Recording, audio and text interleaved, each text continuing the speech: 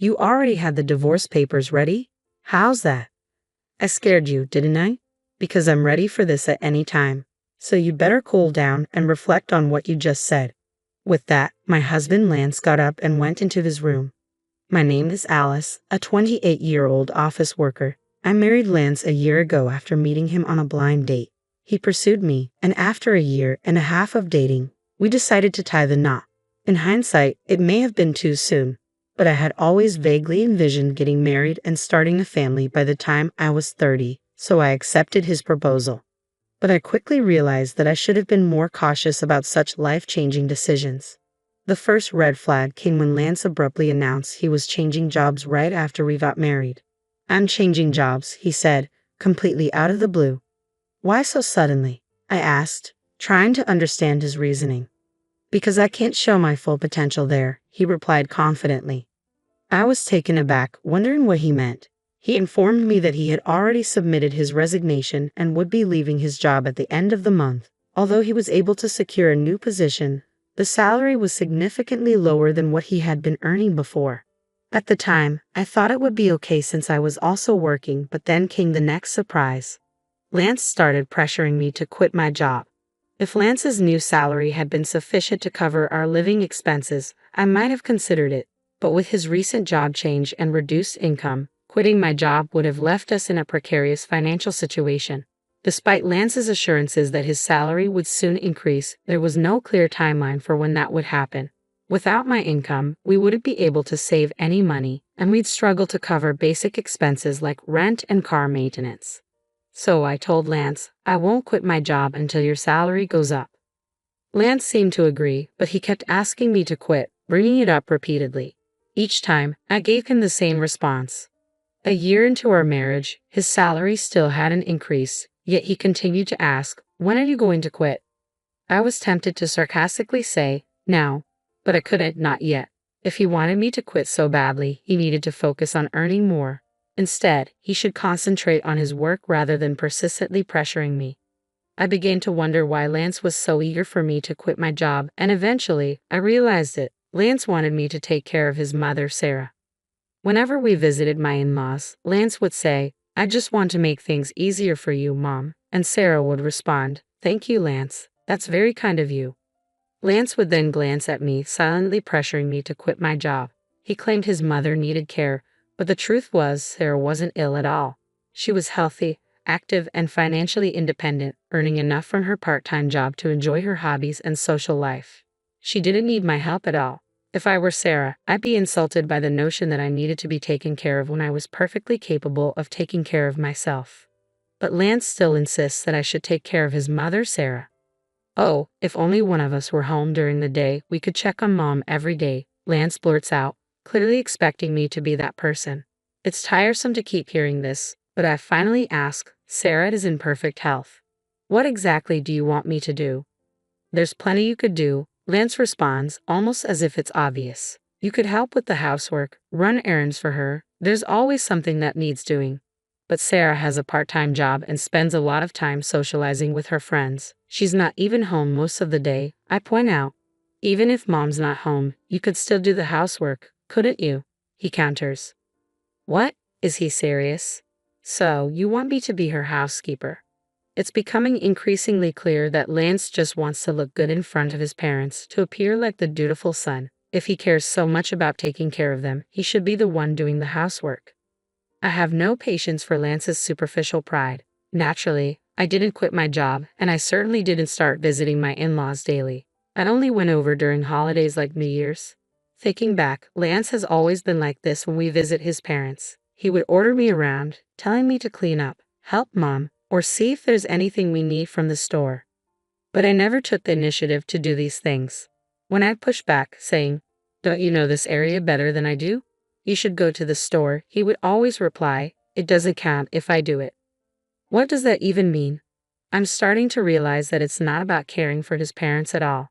Lance just wants to boss me around to make himself feel good by appearing like the ideal son. Is he really more concerned with looking good than with actually caring about me? That's how I'm beginning to see him. When I boldly asked him, why don't you try helping out or quit your job to take care of your own mother? Lance looked visibly uncomfortable, his face twisting in disgust. That's not something I'm supposed to do, he retorted. I'm giving you these instructions so that my mom will see you as a considerate and useful wife. You should appreciate how kind I am to you. So, in other words, he wants to dump all the inconvenient responsibilities on me while pretending he's doing something extraordinary. Well, I'm not your servant, your slave, or anything else. I certainly don't deserve to be belittled or treated like this in front of my in-laws. If Lance keeps making these unreasonable demands, I won't stay silent. I'll push back. But Lance remained the same, never changing his stance. He kept asking, "When are you going to quit your job?" And every time we visited his parents, he would order me around just like before. I had reached the end of my patience, so I decided it was time to have a serious conversation with my husband. "What do you mean, talk?" he asked, clearly annoyed. "I think we need to talk about our future," I replied. "Huh? What are you even trying to say?" he scoffed. "I'm honestly fed up, Lance. I'm fed up with you constantly asking me when I'm going to quit my job and pressuring me to take care of your mother." "Why are you fed up with that? You're my wife, and it's your duty to take care of your husband's parents," he shot back as if it were the most obvious thing in the world. "Don't you think that's a huge burden on me? Isn't it your responsibility as her biological child to help with the housework and care for your own parents?" I asked, trying to make him see reason. "No way," Lance snapped. "It's the wife's duty to do that. Are you really the kind of person who doesn't care about her family? I'm disappointed you'd even say such a thing." "Then let me ask you this," I countered. "How have you been taking care of my parents? If I asked you to take care of them, would you do it?" Lance looked at me blankly. "What are you saying? Why should a husband take care of his wife's parents?" "So that means you haven't been and won't take care of my parents?" I asked, feeling my frustration growing. "The husband's parents and the wife's parents are completely different," he replied, as if that explained everything. "What difference does it make? I don't understand," I said, exasperated. "I can't believe you're this clueless," Lance sneered. "It's like I'm talking to my old boss or something." "What are you trying to say?" I pressed. "I'm saying the husband's parents should always come first. The wife's parents should be your responsibility," he declared, as if it were the most natural thing in the world. "What they? So, in Lance's mind, the only family that matters is the one he's biologically related to." "I'm so disgusted by you," I snapped. "I'm not going to your parents' house anymore." "Huh? Why would you do that?" Lance asked, clearly taken aback. "Enough is enough. I'm tired of this," I retorted, my frustration boiling over. "No way. How dare you talk back like that?" Lance shot back, his voice rising. "My mom was right." "What do you mean, your mom was right?" I asked, my stomach sinking. "She said you're a badly behaved wife," Lance sneered. "That's why she gave me this." With that, he pulled a piece of paper out of his bag. It was divorce papers. "What? You already had the divorce papers ready?" I asked, shocked. Lance looked disturbingly proud of himself. "How's that? I scared you, didn't I? I'm ready for this at any time," he said smugly. "So you better cool down and reflect on what you just said." With that, Lance got up and went into his room, leaving me standing there in disbelief. No way.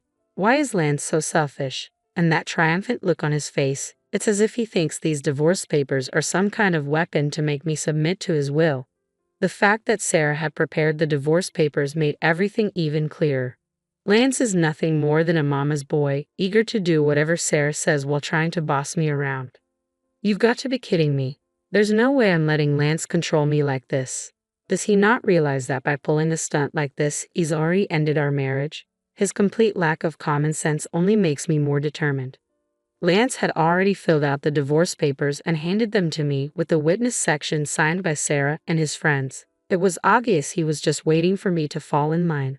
But instead, the next day, after Lance left for work, I filled out the rest of the divorce papers and submitted them to the city office. Just to be safe, I'd also filed a notice of non-acceptance of the marriage certificate, ensuring that there would be no way to reverse this decision. I called my parents to explain the situation because I knew Lance, who had given me the divorce papers as a threat, might try to file the marriage certificate on his own if he found out I had already submitted the divorce papers. My parents were shocked that I had gone through with the divorce so quickly, but were even more outraged by Lance's behavior. They immediately offered to help me move my belongings. I took a paid leave and had my parents come over while Lance was at work. Together, we moved everything out to my parents' house. I decided to stay with them for a while, and for the first time in a long time, I felt a sense of comfort and peace. Looking back, Lance never did any housework. I was the one cooking dinner after a full day at work, cleaning, and doing laundry on my days off. On top of all that, he expected me to take care of his parents, which was simply unreasonable. That night, my phone rang. It was Lance, who must have just returned home. Hello? Hey, where are you right now? Lance demanded. I'm at my parents' house, I replied calmly. What? Why the hell would you go back to your parents' house without my permission? And where's all your stuff? Don't tell me you're staying there overnight. He sounded panicked. I almost laughed. How could he not realize I had taken most of my belongings with me? The fact that he thought I was just staying overnight spoke volumes about his selfishness. I moved out, I stated firmly. I'm not coming back. Huh? What the hell are you talking about? Come back here and make me some food, Lance demanded, his voice rising in frustration. You could prepare it yourself, I said, and without waiting for a response, I hung up the phone. I knew I couldn't have a rational conversation with Lance about the divorce if he was going to be like this, so I decided to block his number and wait for him to come to me. A week later, Lance finally lost his patience and showed up at my parents' house. But he didn't come alone. He brought his parents with him. All three of them looked grim as they entered the living room. We sat facing each other, 3 against 3. How could you do this? Lance started, his voice laced with indignation. I can't believe you would leave for such a long time without my permission. That's because you were treating me like your personal housekeeper, I replied calmly. All I asked was for you to take care of my family. Lance shot back as his parents, especially Sarah, leered at me. Don't twist things to suit your convenience, I countered. You've been forcing me to handle everything you don't want to deal with. I've told you over and over, that's not what I meant. Lance insisted, but his words rang hollow. Sarah jumped in, her voice sharp. What kind of wife are you? Lance has done so much for you. My father, who had been sitting quietly, began to tremble with anger. Sensing that he might lose his temper, I spoke up before things could escalate. Lance told me to quit my job and take care of Sarah. He said it was my duty as his wife, I explained. But when it comes to my family, he pushes all the responsibility onto me alone. In the end, Lance just wants me to obey him, take care of his parents, and let him take credit for it. He even told me that his parents were more important than mine, and that they should always be the priority. I could see the surprise on my father-in-law Robert's face. He looked at Lance, clearly taken aback. It was evident that Robert hadn't heard any of this before. And to top it off, I continued, Lance suddenly pulled out divorce papers, claiming it was Sarah's idea. What? Robert turned to Sarah, his tone questioning. Did you really suggest that to Lance? Sarah hesitated, flustered. Well, it's just that Alice has been so difficult. And did you really say that Alice's parents aren't a priority? Robert pressed. Lance stammered. Well, it's just normal for your own parents to come first, right? Don't be ridiculous, Robert snapped. I came here because I thought you were facing unreasonable hardships, but from what I'm hearing, you're the one at fault. Don't be a coward and try to use your parents' influence to get your way. Lance shrank under his father's rebuke. Robert had said everything I had wanted to say to Lance and more. He then turned to me and my parents, offering a sincere apology. I'm sorry, Alice, he said, his voice full of regret. And to you both as well, he added, nodding to my parents. I am truly sorry for the trouble my foolish son has caused you, Robert said, his voice heavy with regret. I will give him a strict lecture. Robert, you're not at fault here, I replied gently. Please don't blame yourself, and thank you for your kind words. I took a deep breath, but there's one more thing I need to say. Lance, sensing something serious, asked, What do you mean? The divorce papers you gave me, I began. I've already filed them. We're no longer married. What? No. Lance and Sarah both turned pale, shock washing over their faces. How could you do that without my permission? Lance sputtered. You told me I could file them whenever I wanted. I reminded him, my voice steady. You even had Sarah sign the witness section for you. Lance stammered, but that was just to scare you. Robert's face darkened with anger as he turned to his son. So you used it to threaten her. I spoke up, echoing Robert's frustration. Exactly. He thought he could intimidate me. How could you be so foolish? Robert snapped, his patience finally snapping. He struck Lance on the cheek. causing Sarah to gasp in shock. I'm sorry you had to witness that, Robert said, turning back to me, his voice filled with remorse. You were right to divorce this idiot. I apologize on Lance's behalf for ruining your marriage. Robert then grabbed Lance by the collar and demanded, You and Sarah better apologize too. They both muttered apologies before Robert led them out of the house. I felt a wave of relief. Robert had saved my parents from losing their temper, and later he ensured that all of Lance's property went to me in exchange for no alimony. Lance didn't dare defy his father, so I ended up with all our savings and other assets from the marriage. Though I had a higher income and was the one managing the household, Robert's intervention ensured that the division was fair, and I couldn't thank him enough. I later heard that Robert was so disgusted with Sarah's involvement that he divorced her as well. Recently, I ran into a former colleague of Lance's who told me that Lance wasn't good at his job and was constantly reprimanded by his boss. Apparently, Lance had quit out of spite and switched jobs. I hadn't known about this, and it only reinforced my belief that Lance had blamed everyone else for his own shortcomings. He wasn't making much money at his new job, so I'm grateful I left him when I did. I've since rented a cozy one-bedroom apartment and have been living comfortably on my own. Work is going well, and I even got a raise recently. I'm not interested in relationships right now. I'm focused on my career and personal growth.